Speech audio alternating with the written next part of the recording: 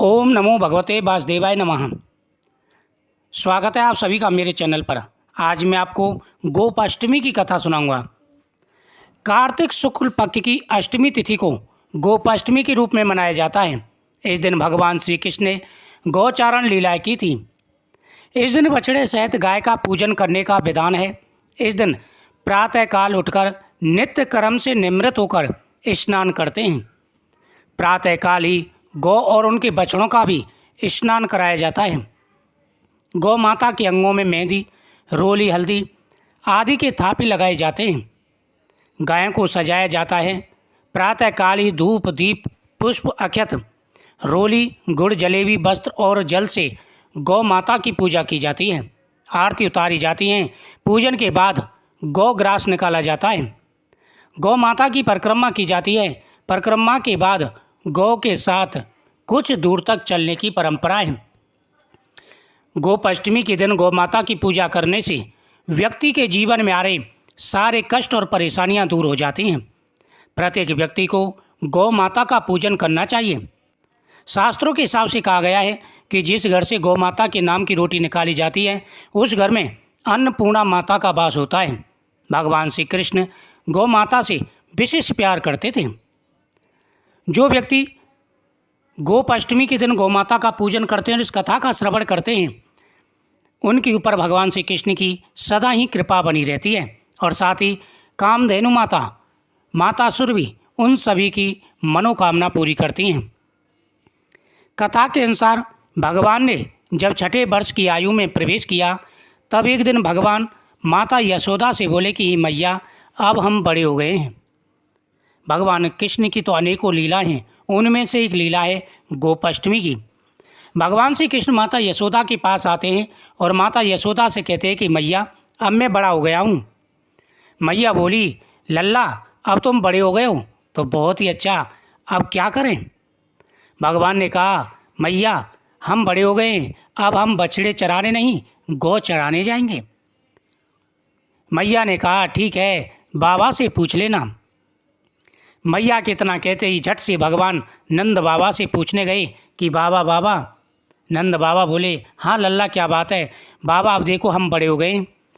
नंद बाबा बहुत ज़ोर से हंसते हैं और कहते हैं, हाँ कान्हा अब तुम धीरे धीरे बड़े हो रहे हो। मन बाबा देखो सभी ग्वालों के साथ में भाई बलराम भी गौओं को चराने जाते हैं और मैं भी बड़ा हो गया हूँ, अब मैं भी गौओं को चराने जाऊँगा।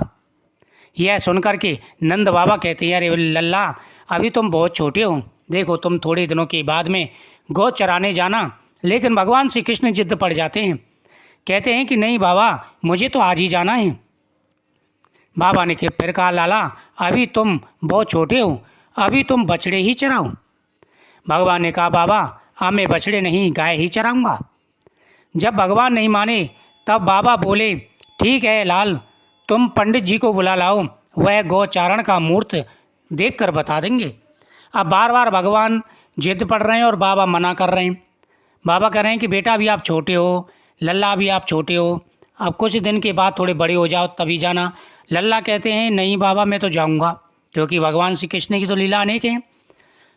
भगवान श्री कृष्ण जंगल में छोटी सी आयु में ही जब गोचरण करने जाते थे तो कंस के अनेकों राक्षसों का वध किया था, क्योंकि उनको पता था अगर मैं गोकुल में अंदर रहूँगा और कंस के जो राक्षस है वो अंदर आकर के उत्पात मचाएंगे। इसलिए भगवान श्री कृष्ण ने गौचरण लीला प्रारंभ की। गौ माता के साथ में वह जंगल गए और वहाँ पर अनेकों प्रकार के राक्षसों का वध किया।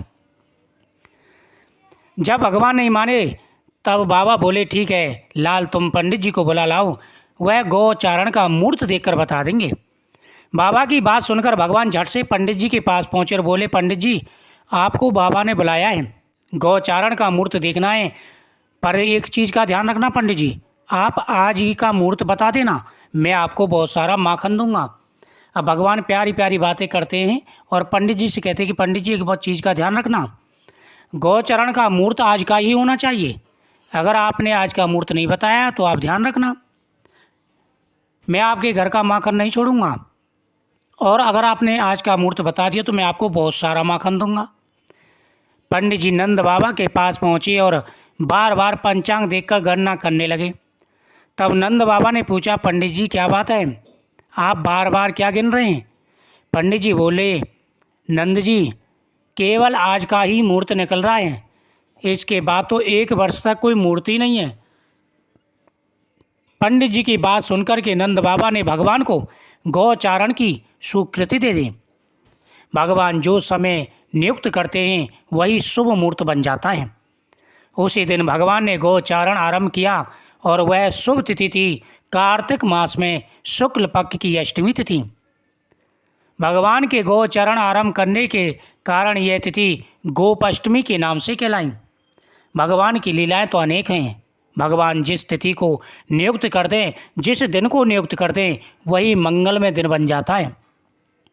जिस दिन भगवान ने गोचरण का प्रारंभ किया था, गोचरण की जिद की थी, उस दिन कार्तिक मास के शुक्ल पक्ष की अष्टमी तिथि थी, इसलिए इसे गोपाष्टमी के नाम से जाना जाता है। भगवान श्री कृष्ण ने आज के दिन से ही गौ लीला प्रारंभ की थी, यानी गौचरण लीला प्रारंभ की थी। जैसे ही नंद बाबा ने स्वीकृति दी, भगवान कृष्ण भगे भगे माता यशोदा के पास आए।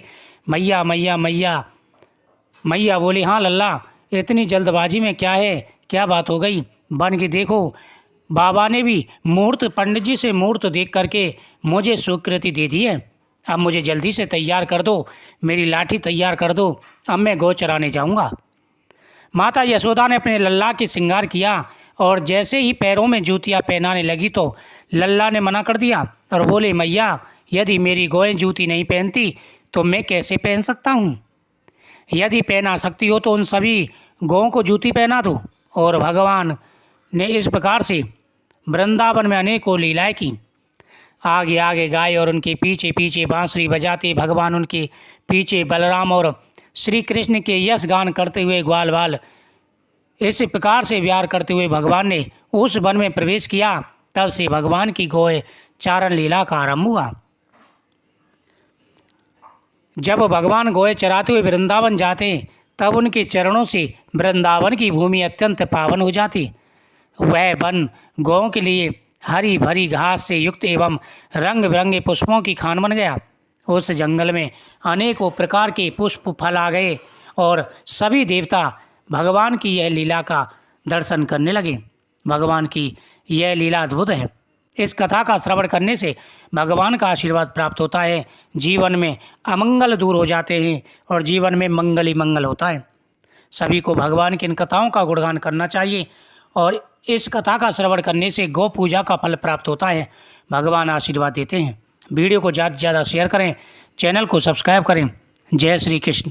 ओम नमो भगवते वासुदेवाय नमः।